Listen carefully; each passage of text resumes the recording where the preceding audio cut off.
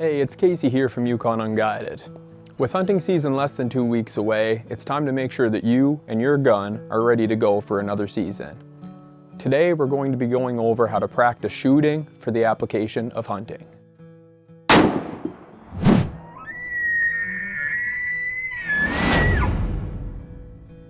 The most common mistake we see people make when they're trying to practice shooting for hunting is that they're shooting at the range from a bench. As you know, there's no comfortable chairs or benches in the woods or the backcountry, so it's best to practice shooting at the range the same way that you're going to shoot in the field.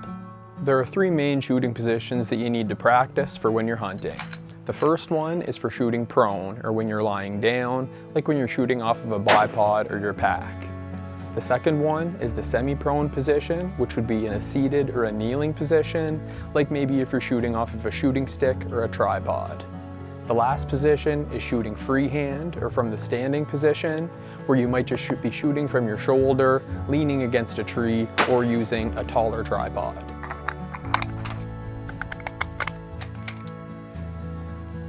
So it's very important to practice shooting prone because this is the shooting position that you're most likely going to get when you're hunting in the alpine, like if you're targeting Dall sheep, for example.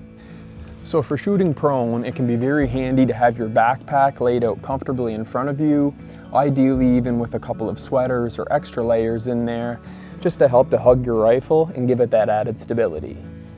Once your pack is comfortably situated in front of you, you're going to want to find your shooting position. In order to do this and give yourself the most stability, you're going to want to spread your legs with your toes pointing outward. Make sure the gun is nice and comfortably set up in front of you. And once you find that sweet spot in your bag, you can go ahead and acquire your target. Next, we're going to be going over shooting in the semi-prone or the seated or kneeling position. While this position isn't quite as comfortable or steady as actually laying prone, can be a great one in the field if you're having to shoot whenever there's a little bit of brush that is a little bit high and doesn't allow you to get all the way down on the ground. A couple of tricks when shooting this way: you're going to want to make sure to support your arms and elbows as much as possible, just to reduce any fatigue that can make your rifle shake and reduce your accuracy. Great way to do that is by sinking your front elbow into your lead knee right here, and the back elbow on your trigger hand can also rest against your back knee.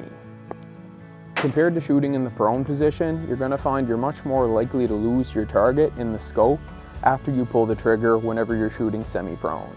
For that reason, it's all the more important to get nice and comfortable and really work on following through with your shot and trying not to lose your target in the crosshairs.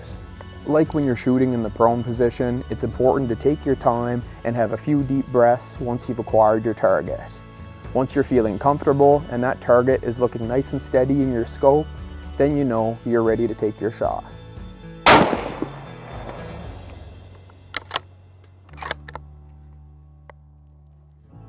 Sometimes finding a good shooting rest isn't always an option.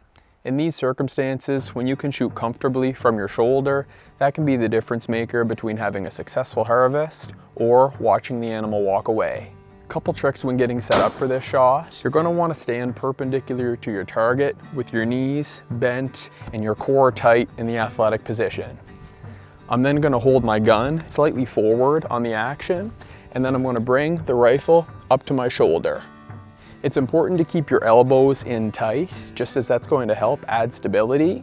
And once you've acquired your target in the scope, you're going to want to practice your breathing, get your heart rate down, and then once you're ready, you can make your shot.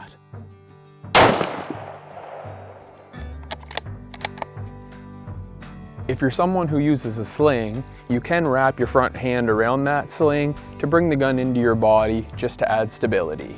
It's also important to remember that when you're shooting at a big game animal from the shoulder, it's usually only ethical to do this in the field at roughly around 100 yards or inside that. If you're somebody who practices this type of shooting position a lot and really knows your rifle, then you may be able to reach out beyond that. The next thing that we're going to talk about is your heart rate when you're shooting. When you're at the range, your heart rate is probably down because you're not doing a lot of exercise, but in the field when you're hunting, often you're climbing mountains and your heart rate gets quite elevated. Whenever we're shooting here at the range and practicing, we want to try to replicate that scenario the best that we can. Great strategy to get your heart rate up. You can do some stationary exercises like push-ups or jumping jacks, or even just a casual run around the parking lot.